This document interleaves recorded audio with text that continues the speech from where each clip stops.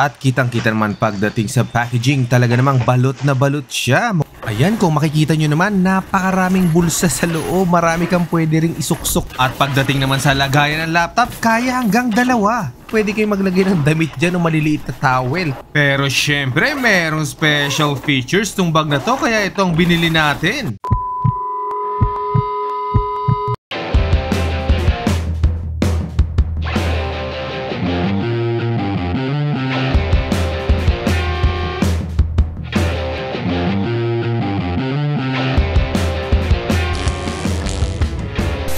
Welcome back sa ating channel. Isang unboxing na naman po ang ating gagawin ngayon. At sigurado ako mapapakinabangan to ng ating mga viewers. Ito ay ang Mark Ryden backpack or laptop bag. At kitang-kita naman pagdating sa packaging, talaga namang balot na balot siya. Mukhang safe na safe ang ating bag dito Okay, simulan na nating buksan. Ayan, ilabas na natin sa pinaka-plastic mismo. Yan, kitang-kita nyo naman. Syempre, black ang kinuha natin para hindi naman dumihin. At kung makikita nyo dito sa bandang likod, makikita nyo yung parang strap na pwede nyo ilagay doon sa pinaka-luggage stroller ninyo. At syempre, kung mag-out of town kayo o pupunta kayo sa ibang bansa, ayan, kung makikita nyo meron dyang secret packet kung saan pwede nyo ilagay yung mga importante yung papeles dyan, tulad na lang ng passport o kaya yung wallet ninyo. Pwede rin naman yung cellphone kung gusto nyo. At syempre, kung titignan nyo naman yung comfort, once nalagay nyo na sa likod nyo, ayan, napakalambot niya. At saka syempre, hindi basta-basta yung ginamit ng material dito. Mukhang napakatibay ng pagkakagawa nito. At kung titignan nyo, meron dyan parang kiniklip. Ayan. Ewan ko na lang kung malaglag pa yung pinakabag nyo once suot nyo na siya. At meron pang maliit na zipper dito sa gilid, parang secret pocket din, no? Pwede mo siyang lagyan ng pera kung gusto mo. Ayos, tapos na tayong mag-check dito sa bandang likod na part ng bag. Punta naman tayo dito sa pinakaunahan at saka check na rin natin yung ibang zipper na nandito. At mamaya papakita ko sa inyo kung bakit ko nagustuhan tong bag na to sa dami-dami ng mga binibenta sa online. At eto na yung pinakaunahan. Ayan, napakaganda ng itsura, napaka-smooth. At ngayon, puntahan muna natin itong pinakaunahang zipper ng pinakabag natin. Ayan, kung makikita nyo naman, napakaraming bulsa sa loob. Marami kang pwede ring isuksok dyan pero hindi ganun kaluwag. Napansin ko, meron din pala ditong zipper sa labas. Ayan, pwede ka rin maglagay ng kung ano-ano dito. Okay, sarado na natin itong pinaka-zipper sa unahan.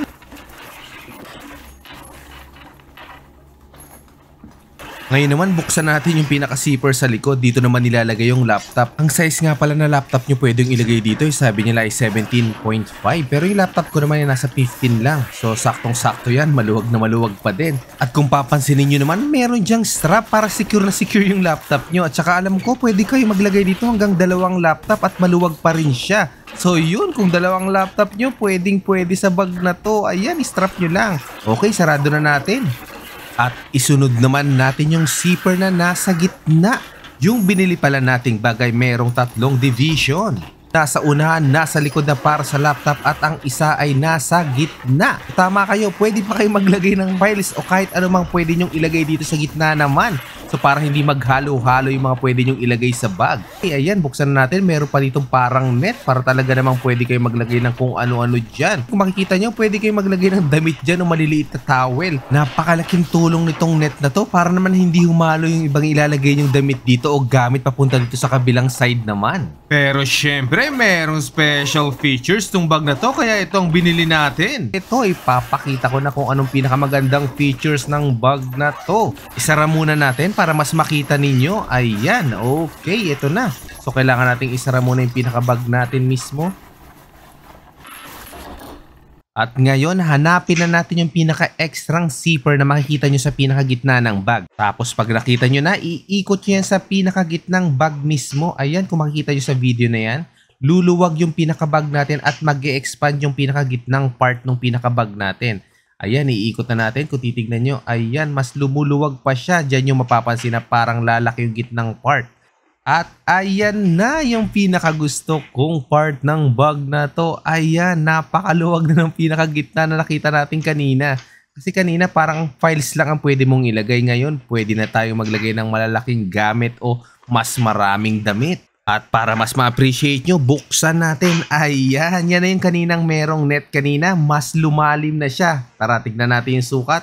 Ayan, kung tatanggalin yung pinaka-net, ayan na siya. Tignan nyo yung kamay ko. Nailulubog ko na yung buong kamay. So, ibig sabihin, pwede ka na maglagay ng mas maraming damit at mas makapal na gamit dyan sa loob. So napakalaking tulong ng pag-expand nitong bag sa bandang gitna. Ayan, no? Kitang-kita nyo naman.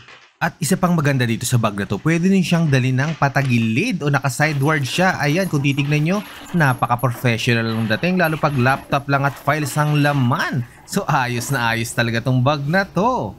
Okay guys, hanggang dito na lang po ang ating unboxing at ang first look dito sa bag na to. Ito ay ang Mark Ryden Backpack na pwedeng alternative pag meron kang dalang malalaki o saktong maleta lang. At least dito meron ka ng backpack, meron ka pang maleta. Kaya sa mga nagbabalak bumili, ox na ox ito. Yun, hanggang dito na lang po tayo. Please like and subscribe and hit the bell button para po ma-update pa tayo sa mga susunod nating video. Goodbye and God bless. Ciao!